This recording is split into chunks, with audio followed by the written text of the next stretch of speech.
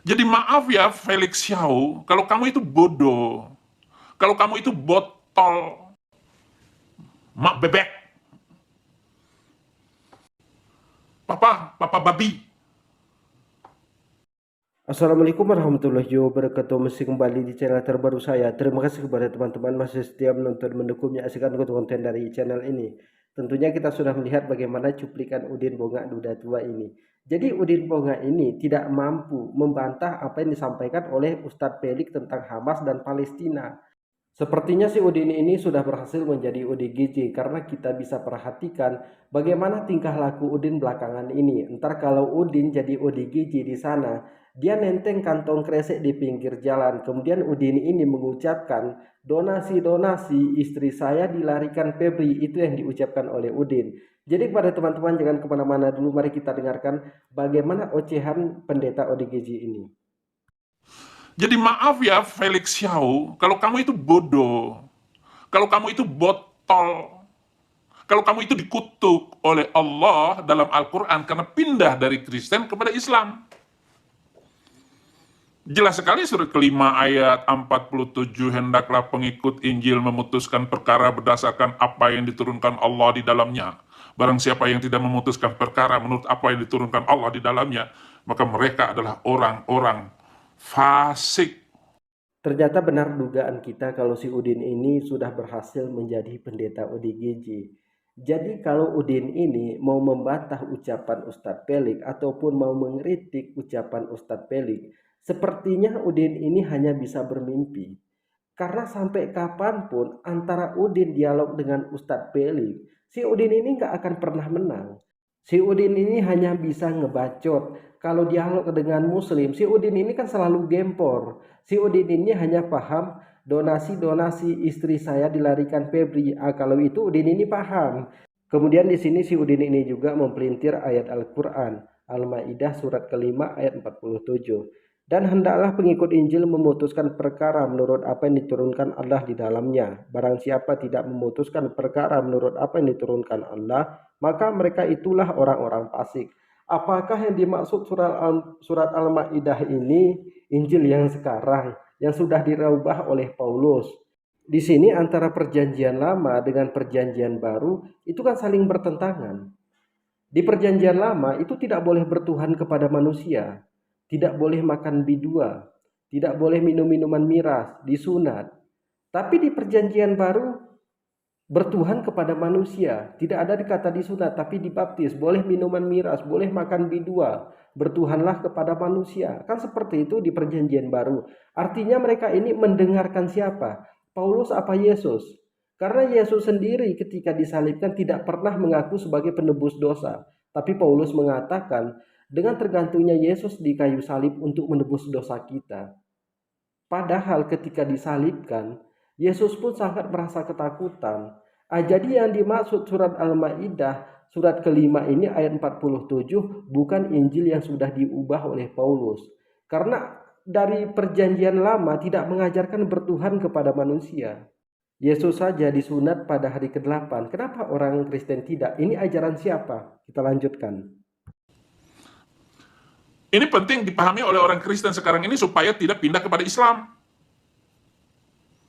Kan jelas saya ngomong itu. Nah inilah makanan rohani. Nah ini yang pertama dulu. Kalau kamu sekedar makan babi, ya enak babi. Di sini mereka sangat terlihat ketakutan karena banyaknya orang Kristen masuk ke dalam agama Islam. Contoh di Eropa, gereja itu dijadikan masjid, gereja dijadikan tempat hiburan, tempat bioskop, kemudian dijadikan pasar, kemudian dijadikan mall. Karena penghuni gereja ini ataupun jemaatnya udah nggak ada lagi. Dengan terpaksa para pendetanya harus menjual gereja ini. Kemudian Ahok sendiri pernah mengatakan agama Kristen ini memang agama kacau katanya. Kenapa? Karena dosanya sudah ditebus oleh Yesus. Beribadahnya cuma seminggu sekali. Kemudian ada jaminan masuk surga. Dosanya sudah ditebus. Ini kata Ahok sendiri yang mengatakan kalau agama yang paling kacau ini agama Kristen. Lebih masuk akal agama Islam katanya. Karena mereka orang Islam itu beribadah kepada Tuhannya 1 hari 5 kali. Itu yang wajib kata Ahok. Jadi yang lebih masuk akal lagi agama Islam, itu menurut Ahok aja. Sekarang ini di negara kita, Kristen itu hanya 7,47%, Kristen Katolik 3,8%, Muslim 86,93%. Jadi setiap tahunnya Kristen ini semakin menurun. Jadi jangan kemana-mana dulu, kita dengarkan bagaimana ocehan si Udin selanjutnya. Kalau kata-kata bebek keluar dari mulut, berasal dari hati, kamu ucapkan itu kepada emak lo, emak bebek. Itu yang najis. Itu kata-kata bebek kepada emak lo, Felix Yao. Itu yang najis. Apalagi babi. Lu bilang sama bapak lo, papa babi. Oke, haram. Karena bapak lu Kristen kan? Silakan aja.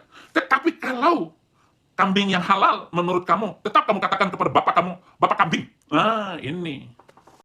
Si Udin ini jauh-jauh dikirim ke sana malah jadi ODGJ. Mungkin karena kebanyakan makanan rohaninya. Karena menurut Udin, makanan rohani itu B2.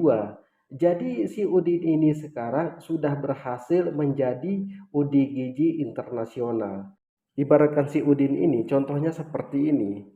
Misalnya saya sekolah di akademi keperawatan, kemudian saya selesaikan di akademi keperawatan ini, saya pergi ke suatu tempat. Tapi di suatu tempat saya mengakunya seorang dokter. Terus saya dipekerjakan di rumah sakit yang cukup mewah dengan gaji yang banyak. Sesampai di sini, saya disuruh untuk menangani pasien yang sakitnya cukup parah.